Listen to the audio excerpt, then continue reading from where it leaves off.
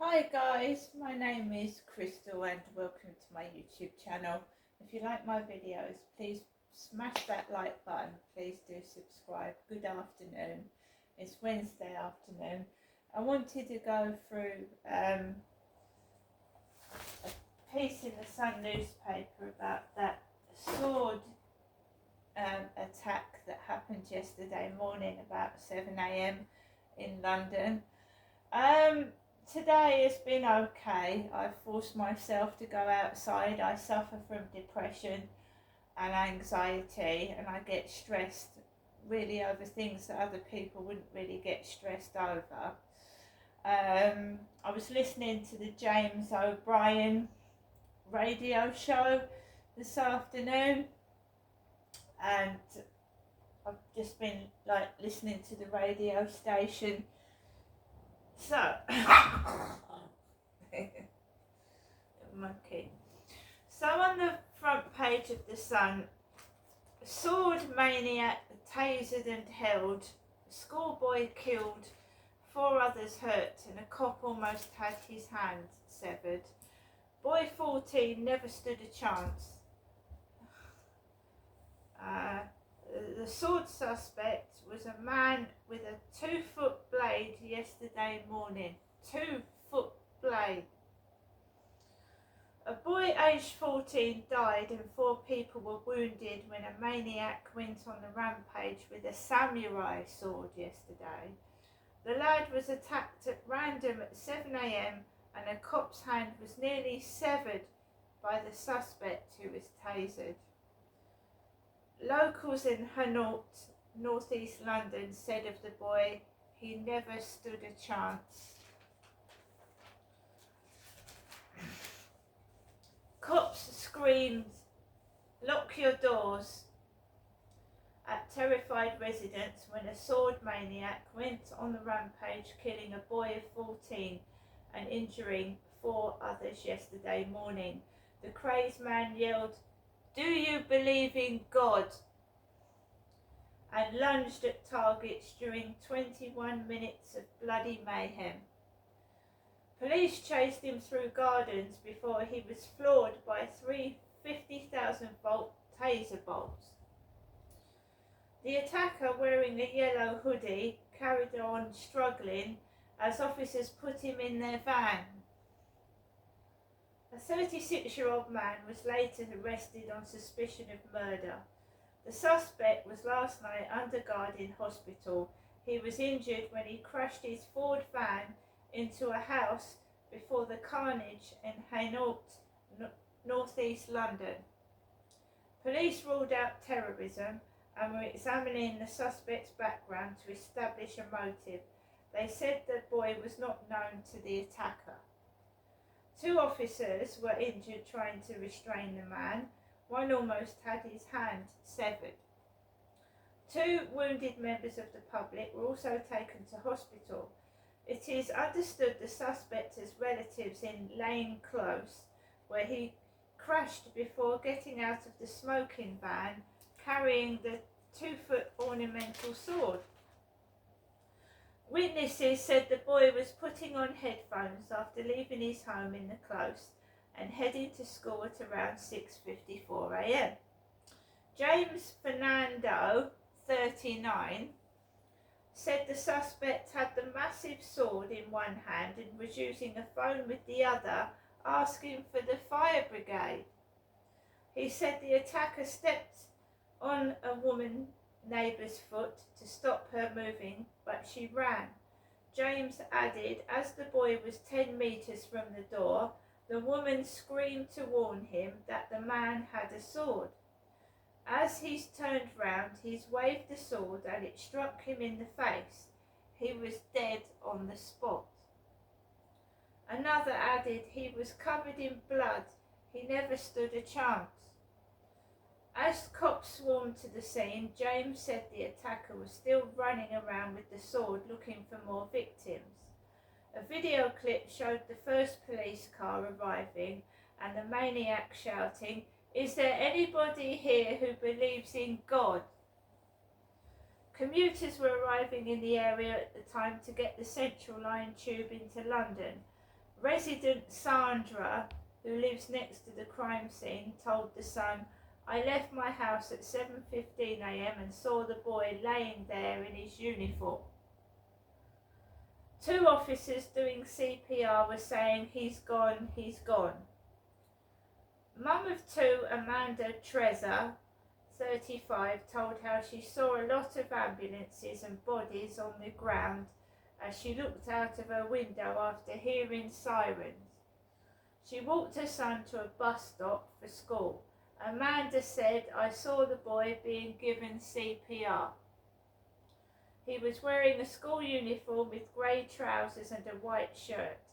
Then I saw an ambulance that was being prepared to take him away. My son saw what they were doing and started crying." Locals named the boy as Joshua and said he came from a Nigerian family. He was said to have attended Bancroft School in Woodford Green, where Nottingham attack victim Grace O'Malley Kumar, 19, also went. Another neighbour said, "I remember seeing him pretending to use the wheel of his dad's new Toyota on the drive 3 or 4 years ago. I say hello to his parents. They are very nice people. It is awful." Footage posted on social media showed the attacker fleeing the scene behind the back of Hainault Baptist Church. He went into Franklin Gardens and darted down an alleyway, where a second clip showed him clambering onto the roofs of garages. He then dropped into the back garden of a home in Thurlow Gardens before leaping over several fences. One resident was heard warning pursuing cops, "He's got a massive knife." Others shouted, "Lock your doors." They could be heard yelling at the suspect, "Come here, come this way," and "Drop the sword." Cops tried to stop him with pepper spray before cornering him in the driveway of a house in Thurlow Gardens at 7:15 a.m. A policewoman fired the first of the 3 charges, which floored him. Video showed cops screaming at the suspect, "Don't move," after he was brought onto the ground. Neighbour Nagesh Katipalli said police took the sword and wrapped the man in a sheet. He added there was no blood on him, he was still alive and was showing resistance, and 4 officers took him into the van. It was like a big cloth he was wrapped in. They put it over his head, then around his body, then they lifted it up and carried him away. I saw a police officer carrying the weapon after. It's terrifying to see something like that, even if it's a police officer holding it. Metropolitan Assistant Commissioner Louisa Rolfe said of the suspect, "He has been arrested on suspicion of murder. At this time, given his injuries, we have been unable to interview him." She said officers had been unable to confirm rumours that the police had previously had contact with the suspect. AC Rolfe added, "As a matter of urgency, we are trying to understand exactly what happened and why. This was and is a fast-moving and complex incident and investigation, and it will take us some time to establish the facts.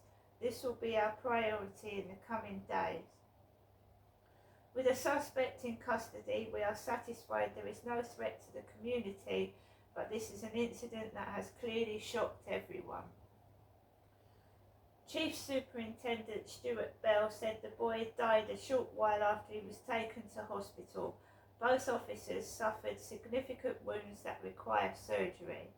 CS Bell said none of the 4 wounded had life-threatening injuries. Knife crime has risen by 20% in the capital over the last year.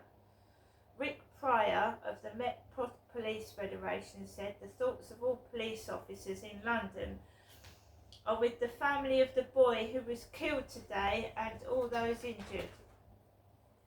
This horrific incident is a sad reminder of the incredible bravery our officers display and the dangers they face to keep the public in London safe day to day, day in and day out. King Charles expressed his sorrow over the shocking incident. A Buckingham Palace spokesman said, following the horrific scenes in Hainault this morning, the King has asked to be kept fully informed as details of the incident become clearer. His thoughts and prayers are with all those affected, in particular the family of the young victim who has lost his life, and he salutes the courage of the emergency services who helped contain the situation. Prime Minister Rishi Sunak described the incident as shocking, adding, "Such violence has no place on our streets." And then you've got what happened, the times and photographs. So 6:54, the van smashes into a house and police respond to reports that people have been attacked. The suspect is filmed waving a sword in Lane Close. At 7:15, police taser him at Thurlow Gardens. He walks through residential gardens and footage shows him heading towards Franklin Gardens. So Hainault in London, and there's photographs on page 4 and 5 of The Sun, and the front page is of the chap with the yellow hoodie that did this disgraceful, despicable crime.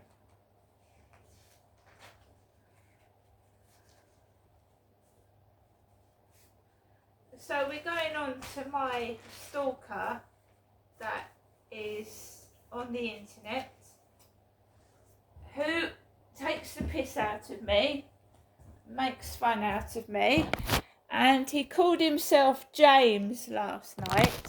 James. And James is mentioned in this piece. Someone is trying to clearly frighten me. King Charles is mentioned in this piece as well. I'm not saying I'm putting 2 and 2 together, but there you go. So someone texts me under the name of James C. And obviously that's quite frightening and disturbing. I mentioned this stalker to the police. The police said that I wasn't in any danger and there was nothing they could really do about it, because I don't know who exactly it is. We've got Charlie on the field this morning, the stalker that I was going on about to the police over the phone. He was on the field this morning. Now this James C asked what my favourite colour was, and I said purple.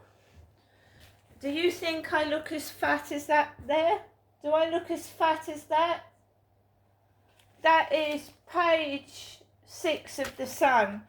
Somebody didn't want me to leave my flat this morning because I get upset and frightened and also cross about how I'm humiliated and made fun of, and also frightened on a daily basis. So this piece, Harry Potter. Now here's a wizard wheeze, a 20-foot blow-up version of Harry Potter's Aunt Marge floating beside Tower Bridge. The inflatable recalls a Harry Potter and the Prisoner of Azkaban scene when Marge, played by Pam Ferris, floats out of a window after Harry casts the charm. The stunt marks the unveiling of a feature at the Warner Brothers Studio Tour London to mark the film's 20th anniversary. What's my favourite colour, I was asked last night.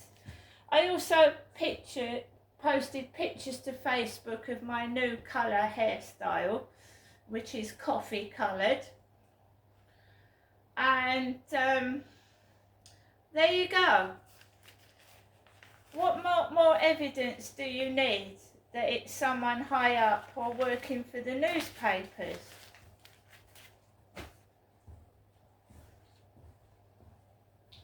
This James C has stopped talking to me this morning. So there you go. Every time, I think it's quite frightening that every time someone texts me as well, there's a major incident. a major incident in the newspapers, and I told you about Tattle Life, where the people were bidding on which celebrity was going to die next.